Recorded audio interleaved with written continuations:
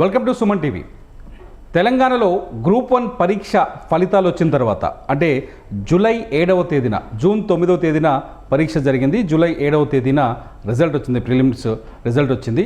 అయితే రిజల్ట్ వచ్చిన తర్వాత జీవో నెంబర్ 29 పైన కొందరు అభ్యంతరం వ్యక్తం చేస్తున్నారు. ముఖ్యంగా గ్రూప్ 1 పరీక్షలో రిజర్వేషన్ కేటగిరీకి సంబంధించిన వాళ్ళు ఈ వివాదానికి కారణం అంటున్నారు. వాళ్ళు ఎందుకు అన్సాటిస్ఫైడ్గా ఉన్నారు, ఇంతకీ వాళ్ళు ఏం కోరుకుంటున్నారు? గ్రూప్ 1 పరీక్షని మరోసారి నిర్వహించాల్సిందే అంటున్నారా అంటే అవుననే చెప్తున్నారు. ఎందుకంటే గతంలో బీఆర్ఎస్ ప్రభుత్వం తీసుకొచ్చిన జీవో నెంబర్ 55కి ఇప్పుడు కాంగ్రెస్ ప్రభుత్వం తీసుకొచ్చిన జీవో నెంబర్ 29కి చాలా తేడాలు ఉన్నాయని, ఈ తేడాలు రిజర్వేషన్ కేటగిరీలో ఉన్న అభ్యర్థులకి అన్యాయం చేస్తున్నాయని చెప్పేసి వాళ్ళు ఆందోళన చేస్తున్నారు. మనతో పాటు గ్రూప్ 1 ఎగ్జామ్ రాసిన అభ్యర్థి ఒకరున్నారు, జనార్దన్. నేరుగా తమకు న్యాయం జరగాలి, గ్రూప్ 1 పరీక్ష పైన మళ్ళొకసారి ప్రభుత్వం పునరాలోచించాలనే ఉద్దేశంతో జనార్దన్ సుమన్ టీవీ స్టూడియోకి వచ్చారు. నమస్కారం జనార్దన్ గారు. జనార్దన్ గారు, ఏంటి గ్రూప్ 1 ప్రిలిమినరీ ఎగ్జామ్ రాసిన తర్వాత, రిజల్ట్ వచ్చిన తర్వాత మీరు మళ్ళీ దానిపైన వివాదాన్ని రాజేస్తున్నారు, కారణం ఏంటి? ఇది వివాదం కాదు సార్, ఇది మా హక్కు. ఈ 55 జీవోలో సోషల్ రిజర్వేషన్స్ అనేటటువంటివి మెన్షన్ చేసారు. స్టేట్ సర్వీస్ రూల్స్ ప్రకారం, రూల్స్ 22(22)A ప్రకారం ఖచ్చితంగా వీళ్ళు సోషల్ రిజర్వేషన్స్ అనేటివి ఇవ్వాల్సింది. ఇక్కడ వాళ్ళు ఇచ్చినటువంటి నోటిఫికేషన్ ఏదైతే ఉందో ఆ నోటిఫికేషన్లో 563 పోస్టులకు గాను వాళ్ళు పోస్టులకు నోటిఫికేషన్ ఇచ్చారు. అందులో అన్ని సోషల్ రిజర్వేషన్స్కు 357 పోస్టులు పోతాయి. ఓపెన్లో 209 పోస్టులు వస్తాయి. ఈ 209 పోస్టులకు గాను 10,450 మందిని ఓపెన్ మెరిట్ లిస్ట్లో సెలెక్ట్ చేయాల్సి ఉంది. ఇంకా మిగతా పోస్టులకు మిగతా నెంబర్స్ అంటే 563 మందికి పోస్టులకు గాను వాళ్ళు 28,150 మందిని సెలెక్ట్ చేయాలి. ఇక్కడ 10,450 మందిని ఓపెన్ మెరిట్ లిస్ట్ పోగా మిగిలిన 17,700 మందిని రిజర్వేషన్స్ నుండి తీయాల్సి ఉంది. కానీ వీళ్ళు ఇక్కడ అది 55 జీవో ప్రకారం తీయవలసి ఉండే, కానీ 29 జీవోని తీసుకొచ్చి ఆ 29 జీవో అనేటటువంటిది ఇది ఇక్కడ వీళ్ళు ఏం చెప్పారంటే ఒక షార్ట్ ఫాల్ అనేటటువంటి ఒక వర్డ్ని పెట్టిర్రు. 1:50 ప్రకారం ఇస్తాము. షార్ట్ ఫాల్లో ఎవరైతే రెస్పెక్టివ్ కమ్యూనిటీలో షార్ట్ ఫాల్ అవుతుందో అది ఇస్తాం. ఇక్కడ రూల్ ఆఫ్ రిజర్వేషన్ అనే దాన్ని ఇక్కడ ఉల్లంఘించి ఒక షార్ట్ ఫాల్ అనేది జీవో నెంబర్ 29కి ఇప్పుడు కాంగ్రెస్ ప్రభుత్వం తీసుకొచ్చిన జీవో నెంబర్ 29కి జీవో నెంబర్ 55కి తేడా ఏముంది? జీవో నెంబర్ 55 ప్రకారం ఏమవుతుందంటే ఇక్కడ merit list, open merit list అనేటటువంటిది 10,450 దగ్గరనే ఆగిపోతుంది. అంటే మొత్తం ఎగ్జామ్ రాసిన వాళ్ళలో 1:50 సెలెక్ట్ చేస్తే అందులో ఓపెన్ మెరిట్ 10,450 దగ్గర ఆగిపోతుంది. జీవో నెంబర్ 29కి వస్తే ఏమైంది? అప్పుడు 29కి వచ్చేస్తే ఓపెన్ మెరిట్ లిస్ట్ అనేది 28,150 దగ్గర ఆగుద్ది. అంటే మొత్తం సెలక్షన్ మొత్తం ఓపెన్ మెరిట్ లిస్టే అవుతుంది. ఓకే. అయితే నష్టం ఎలా జరుగుతుంది? నష్టం ఎలా జరుగుతుందంటే ఇక్కడ మనకు 10,450 తర్వాత ఉన్నటువంటి వాళ్ళందరినీ కూడా మనం రిజర్వేషన్ల నుంచి తీయాలి. ప్లస్ 10,450 పైన ఉన్నటువంటి ఎస్సీ కానీ, ఎస్టీ కానీ, బీసీ కానీ, మరి ముఖ్యంగా ఈడబ్ల్యూఎస్లో ఉన్నటువంటి బీద వాళ్ళందరూ కూడా అక్కడ ఉంటారు. అక్కడ సెలెక్ట్ అయినటువంటి వాళ్ళు ఎగ్జాంపుల్ ఈ 10,450 దగ్గర కట్ ఆఫ్ అనుకుంటే మనం ఆ వ్యక్తి దగ్గరకు వచ్చేసరికి ఓపెన్ మెరిట్ అనేటటువంటిది 85 కట్ ఆఫ్ అయితే దానిపైన ఉన్న వాళ్ళందరూ ఓపెన్ మెరిట్ అవుతారు. దానిపైన ఉన్న వాళ్ళని ఏ ఒక్కరిని కూడా రిజర్వేషన్ కోటాలోకి తీసుకురాకూడదు. అది rule of reservation. GO number 55 అదే చెప్తుంది. కానీ 29లో ఏం చేస్తున్నారు అంటే ఈ ఓపెన్ మెరిట్ లిస్టును 28,150కి పెంచి ఇందులో ఉన్నటువంటి వాళ్ళను ఈ 28,150 వరకు ఉన్నటువంటి ఏ కమ్యూనిటీలో ఉన్నటువంటి వాళ్ళనైనా వాళ్ళని ఓపెన్ మెరిట్ అంటూనే వాళ్ళని రిజర్వేషన్లో కూడా కన్సిడర్ చేస్తున్నారు. ఓకే. అంటే రిజర్వేషన్లో ఒకవేళ ఒక వ్యక్తికి ఓపెన్ మెరిట్లో ఆయన గ్రూప్ ఫైనల్స్కి సెలెక్ట్ అయింది అనుకోండి, ఆ వ్యక్తిని రిజర్వేషన్లో కట్ చేస్తున్నారా, తగ్గిస్తున్నారా 29 ప్రకారం? అదేనా మీరు చెప్పాలనుకుంటుంది? మెయిన్స్లో అట్లా ఉండదు, కానీ ప్రిలిమ్స్లో ఏంటంటే ఎంట్రీ లెవెల్లోనే వాళ్ళను రూమ్లోకి వెళ్లకుండా డోర్ లాక్ చేస్తున్నారు. ఇక్కడ ఒక కుట్ర అనేటటువంటిది జరిగింది. ఏం జరిగిందంటే ఈ కుట్ర ఏంటి అంటే కొంతమంది ఎవరైతే ఉన్నటువంటి ఇక్కడ ఈ గ్రూప్ 1 అనేది 12 సంవత్సరాల తర్వాత పుష్కరాల తర్వాత వచ్చిందో ఈ పుష్కరాల తర్వాత వచ్చినటువంటి ఈ నోటిఫికేషన్ను కొన్ని కారణాల వల్ల 2 సార్లు రద్దయింది పరీక్ష. పరీక్ష రద్దయి మేము ఆ పరీక్ష రద్దు కావడానికి కూడా కొన్ని కారణం. ఫస్ట్ టైం ఏమో ఎందుకు రద్దయింది అంటే లీక్ రద్దయింది. రెండోసారి ఏంటంటే అటెండెన్స్ వల్ల రద్దయిపోయింది. అటెండెన్స్ ఒక బయోమెట్రిక్ తీసుకోకపోవడం వల్ల OMR షీట్లు పెరిగినాయని చెప్పేసి ఇదే బల్మూరి వెంకట్ గారు కేసు వేయడం వల్ల కాంగ్రెస్ వాళ్ళ దగ్గరుండి ఇక ఢిల్లీ నుంచి కూడా పెద్ద అడ్వకేట్లను తీసుకొచ్చి ఈ ఎగ్జామ్ క్యాన్సిల్ చేయించడం జరిగింది. ఇది సింగిల్ బెంచ్ జడ్జిమెంట్. ఇక్కడ ఉన్నటువంటి సింగిల్ బెంచ్ జడ్జిమెంట్ను సవాల్ చేస్తే ఆ రోజున్న ప్రభుత్వం డివిజనల్ బెంచ్ పోతే డివిజనల్ బెంచ్ కూడా ఎగ్జామ్ మళ్ళీ కండక్ట్ చేయమన్నది. మళ్ళీ కండక్ట్ చేయమని చెప్తే ఈ జడ్జిమెంట్లో 2 ఇటీలలో అదే చేయమని చెప్తే వీళ్ళు ఆ ప్రభుత్వం ఎగ్జామ్ కండక్ట్ చేయకుండా ఎలక్షన్ రావడంతో వాళ్ళు సుప్రీంకోర్టులో SLP వేసారు, స్పెషల్ లీవ్ పిటిషన్ వేసారు. ఈ కాంగ్రెస్ అధికారంలోకి రాగానే ఒకటే రోజు స్పెషల్ లీవ్ పిటిషన్ క్యాన్సిల్ చేశారు, అదే రోజు పోస్టులు పెంచారు, అదే రోజు నోటిఫికేషన్ ఇచ్చారు. నోటిఫికేషన్ ఇచ్చి మేము అడగక ముందే నోటిఫికేషన్ రద్దు చేశారు. కోర్టు రద్దు చేయడానికి ముందే నోటిఫికేషన్ రద్దు చేశారు.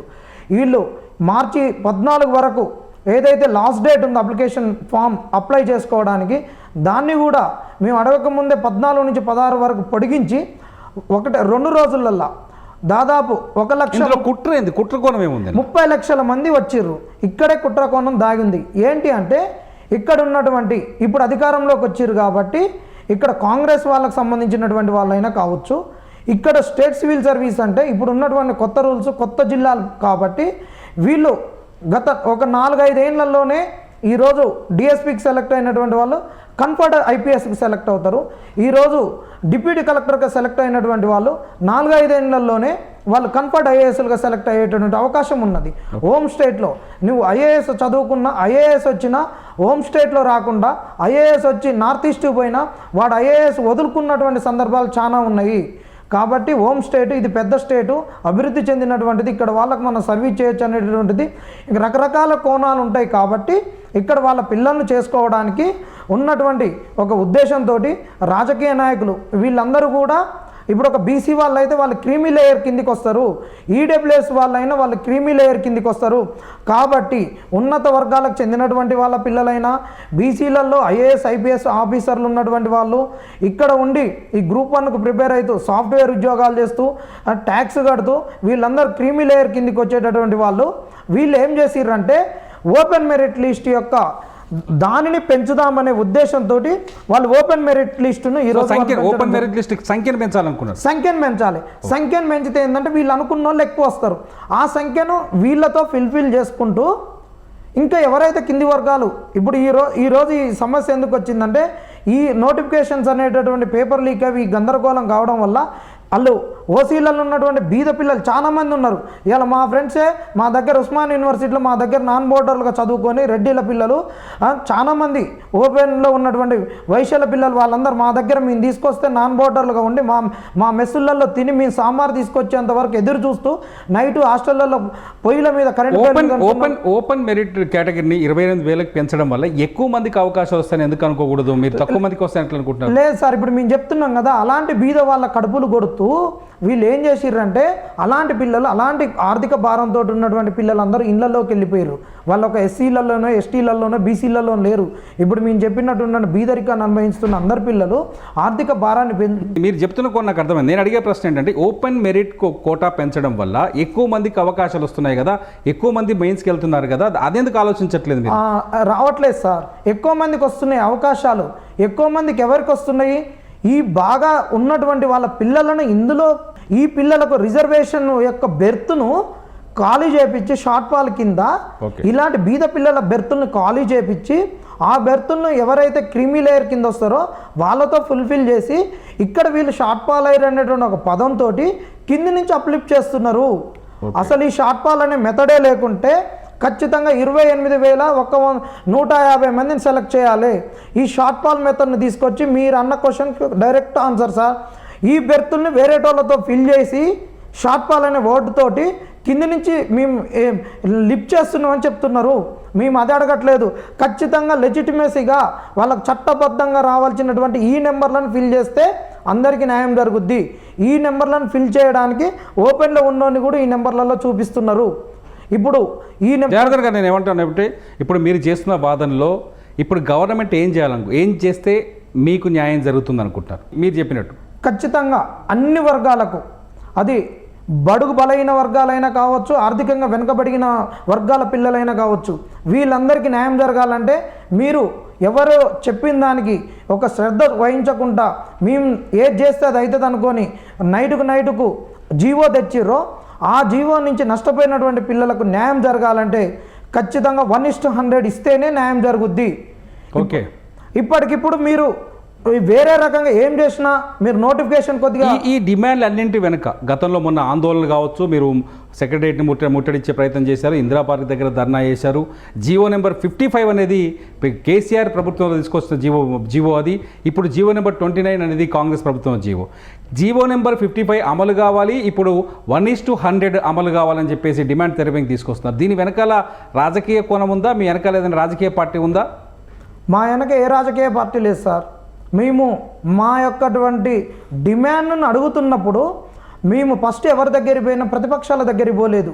ఈ నోటిఫికేషన్ వచ్చినప్పటి నుంచి కూడా మాకు గ్రూప్ 2లో పోస్టులు పెరగాలన్నా, ఈ గ్రూప్ 1కు సంబంధించిన విషయమైనా ఎమ్మెల్సీ బల్మూర్ వెంకట్ గారి దగ్గరికి, రియాజ్ గారి దగ్గరికి, కోదండరామ్ సార్ దగ్గరికి, ఆగ్నూర్ మురళి దగ్గరికి, అందరి దగ్గరికి వీళ్ళ దగ్గరికి పోయినాకాలే వీళ్ళు ఇక చేస్తాం రేపు చేస్తాం అని చెప్పి మమ్మల్ని అందరినీ తిప్పుకొని వాళ్ళు నాంచి ఎట్టనైనా వాళ్ళు అనుకున్న పంతో నెగ్గించుకోవాలని చూస్తున్న క్రమంలో లాస్ట్ 11th అవర్లోనే మేము చేస్తున్నప్పుడు ప్రతిపక్షాలందరూ మాకు మద్దతు ఇవ్వాలన్నప్పుడు బీజేపీ వాళ్ళు వచ్చారు, కమ్యూనిస్ట్ వాళ్ళు వచ్చారు, బీఆర్ఎస్ వాళ్ళు వచ్చారు, అందరూ వచ్చారు మద్దతు ఇవ్వడానికి.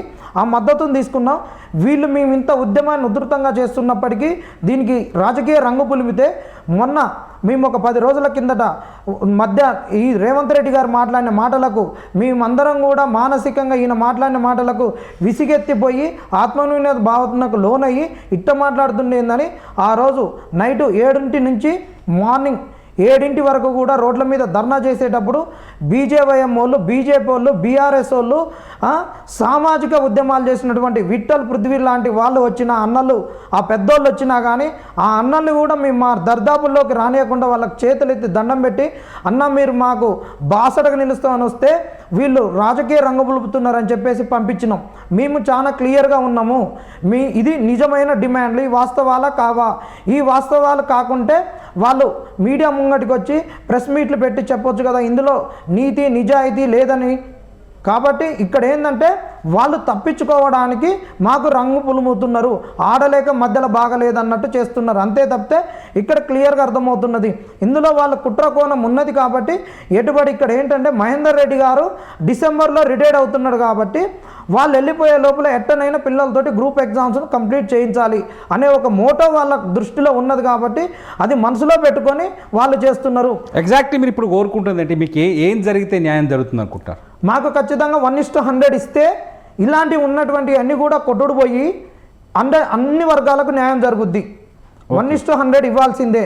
1:100 ఇవ్వకుంటే మీరు చేసినటువంటివి చిల్లర చిన్న తప్పులు చాలా ఉన్నాయి. ఆ తప్పులతోటి మేము కోర్టుకు పోయి మాకు న్యాయం జరిగేటట్టు చూసుకుంటాం. మేము ఖచ్చితంగా 1:100 ఇస్తే సంఖ్య పెరుగుతుందిగా, మళ్ళీ ఖచ్చితంగా పెరుగుద్ది సార్, సంఖ్య పెరుగుద్ది. అప్పుడు ఏం జరుగుతుంది? మీరు న్యాయం జరుగుతుందా? న్యాయం జరుగుద్ది. ఎలా జరుగుద్ది సార్ అంటే ఈరోజు వచ్చినటువంటి ఇక్కడ ఇంకొక టెక్నికల్ ఇష్యూ ఉంది. ఈరోజు ఆబ్జెక్టివ్ ఎగ్జామ్స్ అన్నీ ఒకేసారి పెట్టి ఆ డిస్క్రిప్టివ్ ఉన్న మెయిన్స్ ఎగ్జామ్ని ఒకసారి పెట్టకుండా ఈరోజు ఈ 2-3 ఏళ్ల సంది పేపర్ లీక్ అయ్యి ఆబ్జెక్టివ్ ఎగ్జామ్కి ఇవాళ ఎస్ఐ కానిస్టేబుల్ గ్రూప్ 2 గ్రూప్ 3 చదువుకునేటటువంటి పిల్లలు కూడా ఈరోజు గ్రూప్ 1 ప్రిలిమ్స్ ఇది మాక్ టెస్ట్ లెక్క రాసినటువంటి సందర్భం. రియల్గా సివిల్స్కు ప్రిపేర్ అయ్యేటోళ్ళు, ఇది స్టేట్ సివిల్ సర్వీస్ కాబట్టి యూపీఎస్సీకి చదువుకున్న పిల్లలు అందరూ కూడా దీనికి రాస్తారు. ఈ ఆబ్జెక్టివ్ ఓరియంటేషన్లో ఉన్నటువంటిది ఫ్యాక్ట్స్తో కూడుకున్నటువంటిది కాబట్టి చాలామంది పిల్లలు సీరియస్ ఆస్పిరెంట్కు వాళ్ళు క్లియర్ చేయలేకపోయారు. ఓన్లీ గ్రూప్స్కు లేకుండా ఎస్ఐ కానిస్టేబుల్ ప్రిపేర్ అయిన బిట్ మేనర్లో ప్రిపేర్ అయినటువంటి వాళ్ళు అయ్యారు. ఇక్కడ ఏంటంటే ఇప్పుడు క్వాలిఫై అయిన వాళ్ళ దాంట్లో దాదాపు ఒక 40 to 50% వరకు కూడా మెయిన్స్ ఎగ్జామ్ రాయారు. మెయిన్స్ ఎగ్జామ్ రాసిన వాళ్ళ 50%లో కూడా అన్ని పేపర్లు చాలామంది రాయారు. చాలామంది ఇంగ్లీష్లో డిస్క్వాలిఫై అవుతారు క్వాలిఫైయింగ్ పేపర్లో. కాబట్టి ఈడ 30,000 మంది, ఇంకా నువ్వు ఇంకొక 30,000 మందిని అదనంగా తీసుకున్నా మొత్తం రాసేటటువంటి వాళ్ళు 30,000 మంది వస్తారు. ఈరోజు ఎగ్జామ్ కండక్ట్ చేసి రేపే రిజల్ట్ ఇవ్వవు. ఫైనల్గా నేను ఒక క్వశ్చన్ అడుగుతాను. మీ వెనకాల బీఆర్ఎస్ వర్కింగ్ ప్రెసిడెంట్ కేటీఆర్ ఉన్నారు అనే ప్రచారం కాంగ్రెస్ వాళ్ళు చేస్తున్నారు, చాలాసార్లు వాళ్ళు తిప్పి కొడుతున్నారు, కొన్ని ఫొటోస్ కూడా బయట పెడుతున్నారు. మీ వెనకాల కేటీఆర్ ఉన్నారా? మీరు బీఆర్ఎస్ నేతలు కూడా వస్తున్నట్టు సమాచారం ఉంది. మా వెనక కేటీఆర్ లేరు సార్. నేను బీఆర్ఎస్ను వడగొట్టాలని చెప్పేసి ఈ గ్రూప్ 1 2 సార్లు రద్దయినందుకు నేను దక్షిణ తెలంగాణ బస్సు యాత్రలో కీలకంగా ఉండి పనిచేసినటువంటి వ్యక్తిని. ఇదే మా సూర్యాపేటలో నేను బీఆర్ఎస్ వాళ్ళని నొడగొట్టాలని చెప్పేసి వట్టెజానయ్య మీద, జగదీశ్వర్ రెడ్డి గారి మీద యుద్ధం ప్రకటించి 7200 అనే యూట్యూబ్ ఛానల్ను మా పేరు మీద రిజిస్ట్రేషన్ చేసుకొని మేము వాళ్ళకు వ్యతిరేకంగా పనిచేసినటువంటి వాళ్ళము. మా మీద 2 సార్లు ఇదే బీఆర్ఎస్ నాయకులు అటెంప్ట్ మర్డర్ కూడా ప్రయత్నం చేసిర్రు. మేము కాంగ్రెస్కు గెలిపించుకోవాలని సొంతంగా ఆటోలు కట్టుకొని పనిచేసుకున్నటువంటి వాళ్ళము. మాకు బీఆర్ఎస్ దగ్గర పోవాల్సిన అవసరం లేదు. కొంతమంది ఏంటంటే ఆ రోజు మేము బస్ యాత్రలు చేసేటప్పుడు మీ 7200 ఎజెండా ఎత్తుకున్నాను ఏం చేస్తున్నాడు ఇప్పుడు? మరి ఇంత జరుగుతుంటే మీకు ఆయనది ఏం లేదు సార్. ఆయనకు ఎమ్మెల్సీ కావాలి అంతే. ఆయన మేము ఓట్లేస్తే గెలిచిండు. ఆయన ఎమ్మెల్సీ అయింది కాబట్టి ఇప్పుడు ఆయన ఎక్కడ కూడా మాట్లాడట్లేదు. ఆయన మరి నేను సరిగ్గా పనిచేయకపోతే రైట్ టు రీకాల్ అన్నాడు కదా, ఇప్పుడు ఆయన కాల్ చేస్తుంటే కూడా అందుబాటులో లేడు. రైట్ టు రీకాల్ ఏమో కానీ ఆయన కాల్లోనే అందుబాటులో ఉండట్లేదు. మరి ఆయనకు కూడా మేము వేడుకుంటున్నాం, ఆయనకు కూడా పోస్ట్ కార్డు ఉద్యమం చేస్తున్నాం, ఆయనకు కూడా ఈమెయిల్స్ పెడుతున్నాం, ట్విట్టర్ ట్యాగ్ చేస్తున్నాం. ఈ 2-3 రోజుల్లో ఒక పోస్టర్ కూడా రిలీజ్ చేస్తాం. తీన్మార్ మల్లన్న ఆచూకీ తెలపండి. ఆచూకీ తెలిపినటువంటి వాళ్ళకు 10 లక్షల బహుమతి అని కూడా నిరుద్యోగులు అశోక్ నగర్ అడ్డగా, యూనివర్సిటీల అడ్డగా తీన్మార్ మల్లన్న అడ్రస్ గురించి పోస్టర్ కూడా రిలీజ్ చేయబోతున్నాం. ఫైనల్గా ఏం చేయబోతున్నారు జనార్దన్ గారు? ఫైనల్గా మీరు ఏమనుకుంటే మీకు న్యాయం జరుగుతుంది అనుకుంటున్నారు? మాకు 1:100 ఇవ్వాల్సిందే. ఇవ్వకపోతే రేపు ఈ పార్లమెంటు సమావేశంలోనే మేము ఏఐసిసి కార్యాలయం దగ్గర ధర్నా చేపడతాం. ఖచ్చితంగా తెలంగాణ భవన్ దగ్గర ధర్నా చేపడతాం. మాకు ఈ కాంగ్రెస్ పార్టీ ఒక్కటే కాకుండా ఇచ్చిన హామీలన్నిటితోటి కూడా ఈ కాంగ్రెస్ పార్టీ నిలదీస్తాం. మా వెనక ఏ పార్టీలు లేవు. ఈ స్వచ్ఛందంగా చేస్తున్నటువంటి ఉద్యమాన్ని, తల్లిపాలు ఎంత స్వచ్ఛందంగా ఉంటాయో కల్తీ లేనటువంటిది ఈ ప్రకృతిలో ఉందంటే ఒక తల్లిపాలు మాత్రమే. ఈ తల్లిపాల లాంటి స్వచ్ఛమైన ఉద్యమాన్ని మీరు కల్తీ చేయాలనుకుంటే మాత్రం మీకు స్థానిక సంస్థలలో మిమ్మల్ని అందరినీ కలిపి, కాంగ్రెస్ వాళ్ళందరినీ కలిపి మూట కట్టి బొంద పెడతామని కూడా చెప్తున్నాం.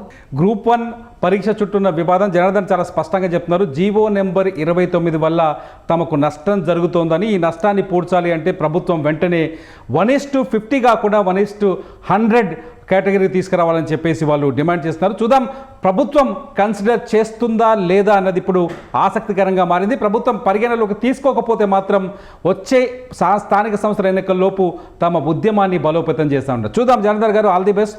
ఏం జరుగుతుందో. Thank you.